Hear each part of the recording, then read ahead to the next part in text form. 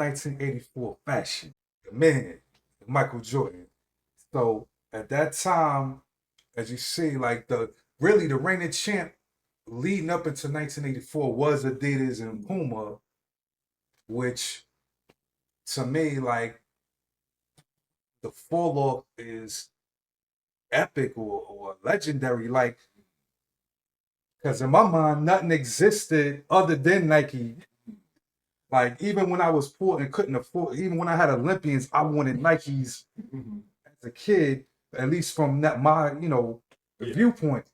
Because basically, yeah, by the time of my consciousness level, like how I would, ask you shit when you was younger, like, what do you want? Or do you want this? Or I don't know what.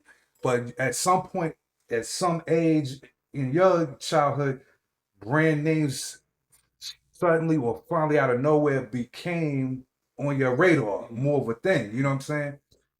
So that's what it was for me. But that's when the Jordan ones dropped, and there's no need to even really say anymore on the sneakers. But it was Jordan who pretty much not only established his brand, he carried the whole Nike company on his back since 1984. Like whatever deal that his mom politicked, that's like the best deal ever in life that she looked out and helped negotiate for him that he would get forever. Yeah. Well, and I could be wrong on this, but I think, yeah, because like you said, like Nike was they weren't in a good place either. So it was kind of a risk for them to give like a rookie Yeah, his own shoe. exactly. Especially when like that wasn't even really a thing. Like Larry Bird and Magic Johnson were sharing a shoe. Yeah, Like, yeah, exactly. Yeah, just with their team colors. Yeah. So like to give like they were basically putting like all of their chips on Michael Jordan being Exactly. successful. But that speaks to the testimony of Jordan's, I guess, greatness, even as like a high school and college. Like, you know what I mean? Like, I have to sidestep and quote a ball from your boy, Joey Badass. That nigga said my aura's on Aurora Borealis.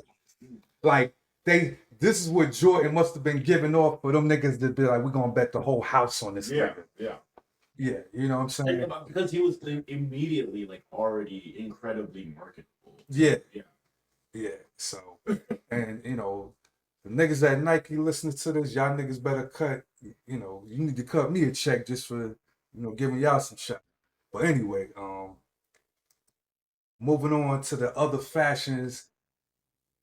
You had the Adidas tracksuits, which I'm sure we even talked in the past, like how in Russia, probably even now in 2025, them gangsters, like the Adidas tracksuit is kind of like the signature for them niggas even now. Yeah. That's how much of an impact that shit had out the gate. I mean, maybe it's like I should expect it more, but like black culture has like not even just Russia, just like that kind of Eastern Europe part of the world. It has like a strange, not just like black culture. Like they'll take like 90s, like that satanic 90s Memphis rap music is insanely popular in Eastern Europe. Like that specific type of like Memphis rap or rap music, and then they make like like kind of techno dance music that is inspired by that type of music. You know what I mean? But yeah, it's very like like we always say, like our culture does go everywhere. Oh yeah, for sure. And we influence worldwide. Did like and it's not even like an ego thing; it's a cultural thing, and no, I mean you could even it's documented. We set the standard. Like it's not just for like it that goes for like the black diaspora. Yeah. Too. Yeah. Like yeah.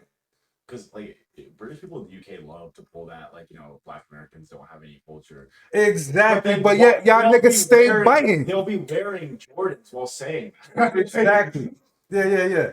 And that's exactly what it is. Like it ain't even ego at this point. It's been documented over 50 years, and that's the other purpose of this series, the culture. And and the reason for that, like it's a complicated, like Black Americans having more cultural control over what black people in the world do. Like we have more control over that than people in like Namibia. You know what I mean? Yeah. And there's reasons for that. You know what I mean? Like there's a complicated, but it is an observable Yeah. reality. Yeah. Yeah. Like everything we craft, other, people, they not, yeah, whether it's white or, other black, they gonna emulate it because we are cultural leaders. It's like that civilization game. You could win through warfare or you could win through culture. Mm-hmm. Everybody emulates our culture. You got niggas. I'm on a Facebook group with some cats from like Yugoslavia or somewhere like that rap. You know what I mean? Like I check in with them and be like, all right, y'all, that's cool. Or whatever, whatever, and they be hyped. I'm a nobody nigga to them, but they be excited if I be like, yeah, that video was cool or whatever, even though I don't know what the fuck they saying. Because I think even they know that like I think even they know they're like, hip hop is black. This is a black man. He would know a little more about what hip hop should sound like. You know what I mean? Exactly. Like, yeah. Not only, is a black man, but a black American man. You know what I mean? Exactly. Yeah. Like, so yeah, like we definitely have culture. We've created. See, that's the other thing. Or like the irony or the other thing that kind of draws that hate low key too is all these other places in the world have thousands or hundreds of years of culture allegedly, but for a group of people to have come up out of slavery and create more culture in the last basically 150 years than these niggas got in thousands of years. We should be trying to emulate this country's culture or that country's culture that's been around for thousands of years or hundreds or even 8,000, 2,000, 3,000. Everybody in the world want to emulate us here. So it's documented step by step. Oh yeah, so back to the tracksuits. Yeah, Sergio, I know I spelled it wrong. Sergio Tacchini.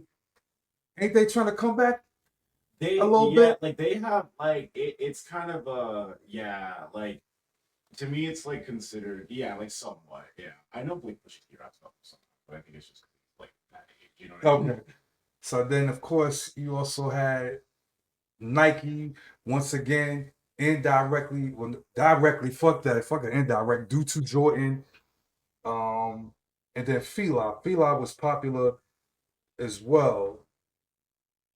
And then of course gold jewelry, because them there, well, I don't know about these niggas, but most people in the picture got their gold chains on. That was standard. At this point, it's becoming more. What am I trying to say?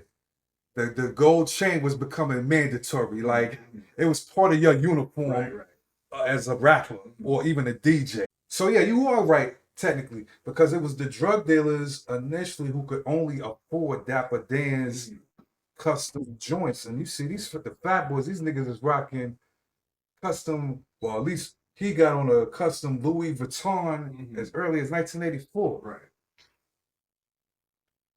But Dapper Dan, yeah, he would use different designs such as Fendi, Gucci, Louis. And as we go through more of these pictures, you'll see, other rappers wearing the joints. Then the final part, to at least from the fashion, as far as top 5, was these Cazal glasses. I remember my mom boyfriend even had a pair of them joints or whatever. Yeah. So these were like the Cartier sunglasses of that era. Yeah. This, so like how, one of the shorties talk about a rich nigga kit, the chain, the glasses, the fit. This would have completed your kit. The chain, the glasses, and maybe, some fly, suit or whatever. Even though your man do got the sheepskin, but, he was just early, I guess, because sheepskins became more of a thing a little bit later. That's why I ain't mentioning it for this year.